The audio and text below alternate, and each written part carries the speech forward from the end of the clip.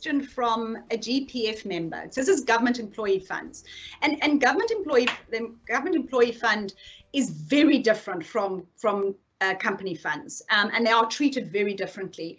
And this person said, I'm going to retire as a public servant in 2022, so that's in 2 years' time.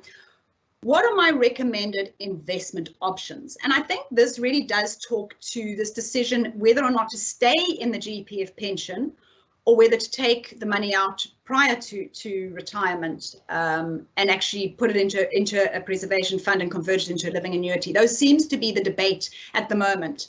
Liesl, do you want to take that one? Yes, thank you, Maya.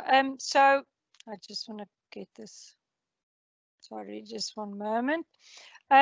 So yes, you're right. The GPF is actually a defined benefit fund. So it's treated a lot differently from private sector. What you get there is they've got public civil servants have got access to certain tax benefits that you really just need to be conscious of that the private sector don't have. And then and that would be benefits that you accumulated pre-98, but you also don't look only at tax benefits.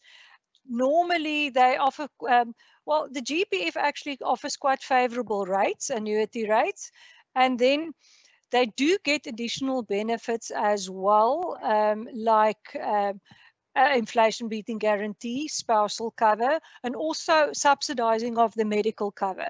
So it's worth it when you are considering to not lose sight of that. Tracy? Yeah, so it was really interesting actually, because we had 1 or 2 of these users, and I remember the one user, and they were only about 60, so sort of normal age that people look at retirement.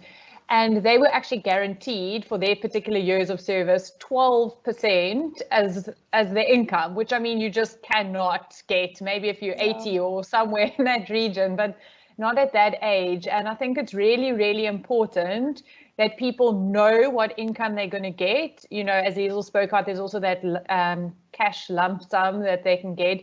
Actually know what the benefits are, because sometimes there's this fear of, is the government going to steal the money out of this fund? And so we saw some people just wanted to get out, even if they could get half the income somewhere else. And we were actually saying to them, well, it doesn't quite work like that, because it's not, if money is taken out, taxpayers have to subsidize this pool of money. So just to also think about and allay some of those fears, and I think those rumors that go around. Definitely, and unfortunately, and as a journalist, I've seen a lot of those issues where financial advisors have, I think, not always acted in the best interest of the client in convincing them to take their money out of the GPF.